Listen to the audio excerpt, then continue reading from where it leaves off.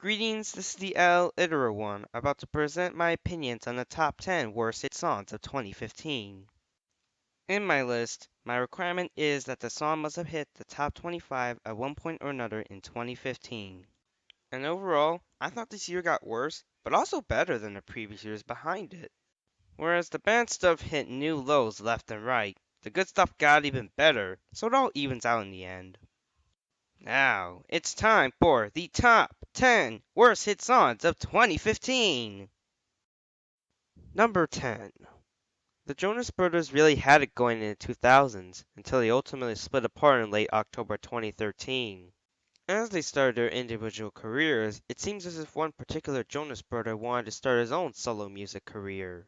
How did this first hit go? Well, not very good, to say the least.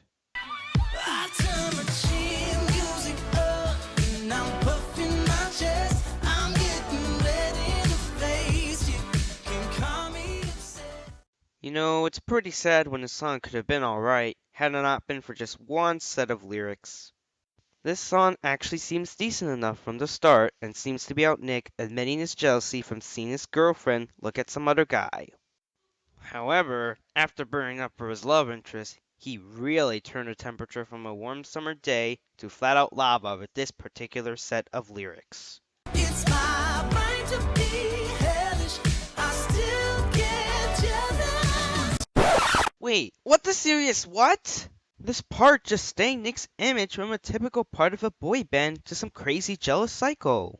Seriously, you never ever say you have the right to be hellish, especially if you're trying to force rhyme jealous with it. And you may think the line is, it's not right to be hellish, but if you listen closely, it really is, it's my right to be hellish. And it says so right here on these lyric sites. The only saving grace here is that at least the rest of the song does not suck that much. The production is somewhat good actually. But that hellish segment just scarred the entire song and Nick Jonas with the deadly sin of envy gone way too far, and makes this song bad enough to be worthy of the number 10 slot on my list. Number 9. Last year, Jason Derulo scored one of the biggest hit songs of 2014 with Talk Dirty, a song where the musical elements, particularly the trumpets, shined quite a lot in this song. Unfortunately, the lyrics themselves were all about going around having sex with women from other countries. While the lyrics in that song were as a whole a sleazy piece of giant garbage, at least the instrumental is the good part of the song just on the grounds of being easy to dance to. Now, what happens when you take the song and make the trumpets a lot less funky and upbeat, and make them much more grainy and unnecessary? It's going down for real.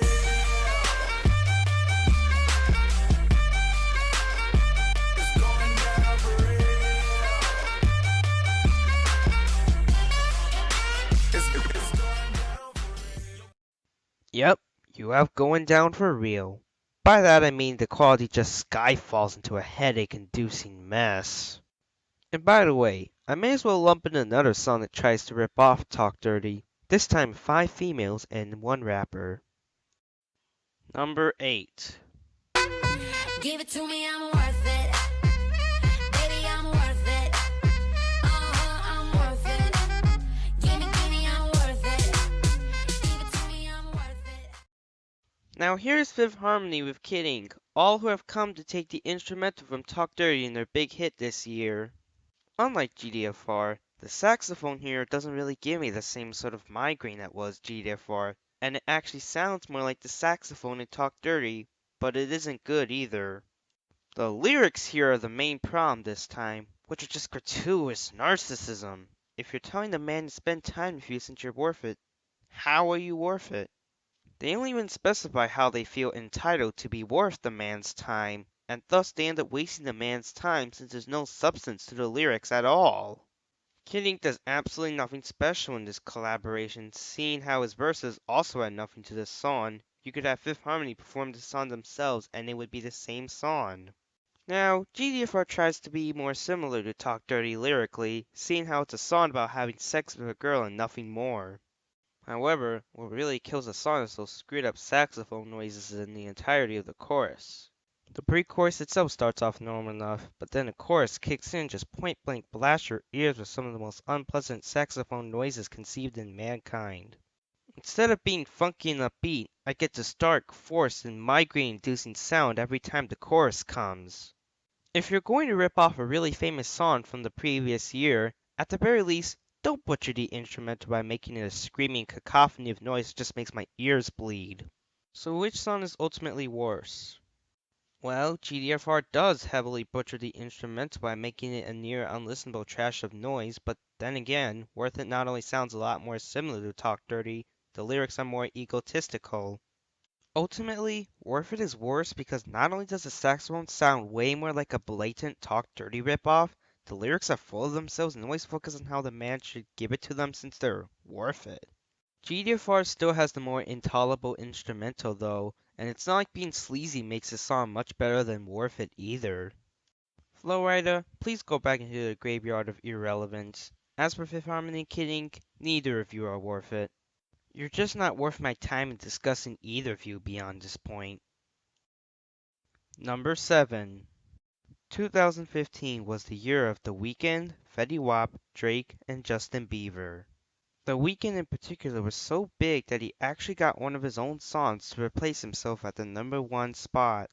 I'll give him some credit and say that At Least Can't Feel My Face was upbeat, exciting, and overall having a carefree tone to it, even if it hinted of cocaine. However, the single that replaced Can't Feel My Face went for the atmosphere of exploring a train wreck at night with rumors of a serial killer there and just ended up being annoying.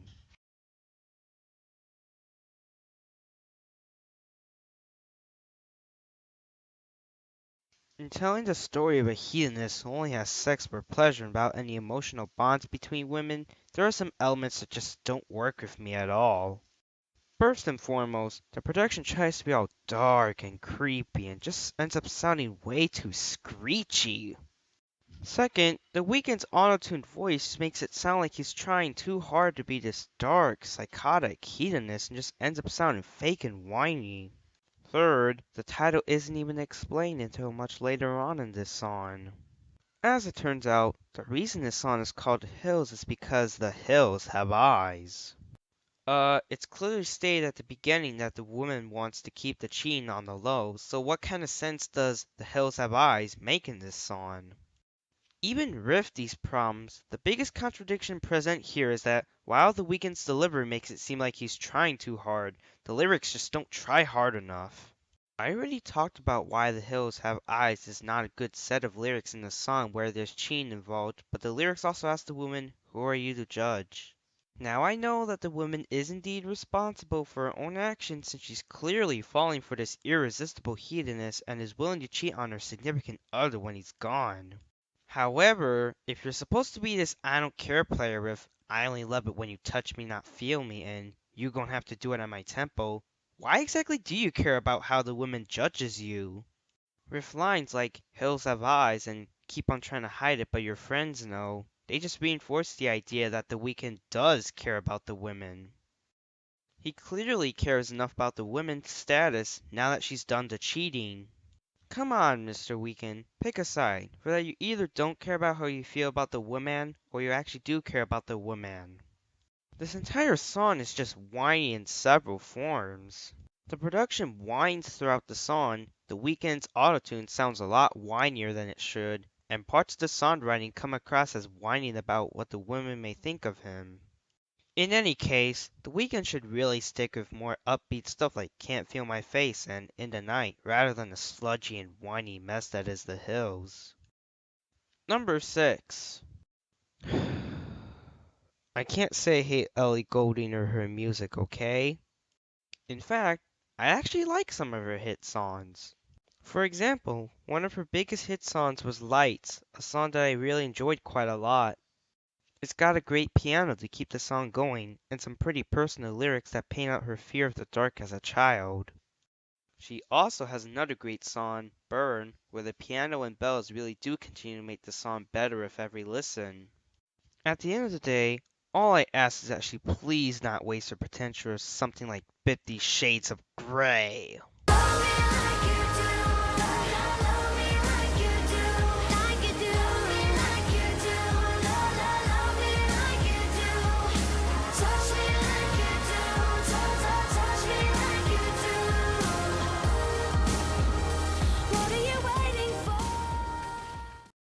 This song is just very clumsy for a love song, and for an Ellie Goulding song. In the case of Lights and Burn, the production was absolutely amazing and actually made her unique voice work wonders for those songs. In this song though, the stellar production isn't there and is just replaced by other stuff that just doesn't enhance her voice and instead makes it harder to listen to. Her voice combined with the constant stuttering of love and touch just makes the chorus in particular a painful drag. The lyrics themselves start off with glamorizing the man as irresistible, but then a pre-chorus kicks in and the lyrics turn to a submissive submitting herself to the man. It's the kind of song that sounds all pretty, but upon closer inspection, reveals itself to be a lot more questionable. Seriously, the entire pre-chorus is describing her drunk or high on drugs, whatever the case might be, since she's not thinking straight and how her head is spinning round she can't see clear no more. I really don't think the character that lets herself go into a drunken or high on drug state and trusting a man to pleasure her while in said state works for someone like Ellie Goulding. For the record, Ellie Goulding, you're way better seen about your fear of the dark or even simply burning things than playing the role of a submissive who didn't even write her own lyrics. And now, I interrupt the show halfway to host the halftime dishonorable mentions. Of course, if the list is positive, it will be the halftime honorable mentions. And with that, let's get the show on the road. First, let me hop out the motherfucking Porsche. I don't want it. Yes, indeed, this would be one of many songs that got popular thanks to Vine. This song doesn't really have much to say other than the fact that this is just luxury rap and that T Wayne has very poor flow. Next! I know you're lying, 'cause your lips are moving. Tell me, do you think I'm dumb? This pathetic ripoff is just the equivalent of All About That Bass, with the only differences being that it's sped up, it tries to call out a guy who's allegedly lying about being in love with Megan but he's with someone else, and Megan here tries to rap in the first verse. Some of the lyrics here actually continue to try and make bass happen by alluding the word to a but, which only serves to make it all the more obvious that she just gave up on something more original. Nice work, Megan Trainor, for recycling your big hit, which wasn't even good in the first place. Bitch better have my money. Y'all should know me well enough. Bitch better have. The trap production is lifeless, Rihanna's vocals are mutated into a nasal, unreal form, the word brap isn't even the real word, and just why exactly does she desire money from said bitch? She's already at least a multi-millionaire from all her hit songs back then, and if she's really complaining about not getting money, that's just greedy. I'm just going to wake up from this nightmare and move on to the next one already. 'Cause girl, you're perfect. You're always worth it. And you deserve it. This is a dreadfully boring and annoying love song with incredibly ponderous production that sounds like it's hiccuping. The Weeknd constantly changing the rate of his singing as well as his voice doing nothing except squealing out these lyrics serves to make this song hard to listen to without either falling asleep or getting really annoyed. Sugar, yes, please. Won't you come and put it down on me? Now that's quite the fitting song title, since there's basically no nutritional value, that's for sure, and yet the radio stations crave the inoffensive quality of songs like this. This is the kind of song that at first feels sweet, but just ends up leaving you unsatisfied. Never have I seen Adam Levine's vocals to be so painfully forced and processed that it isn't even real anymore. Also, the official cover of this song makes me think that this could be about oral sex. This was going to be on the list until I realized that a song with no nutritional value is still technically better than the songs that may as well be packed with carcinogens. Nevertheless, for a song called Sugar, it remains to be the most tasteless song on this list.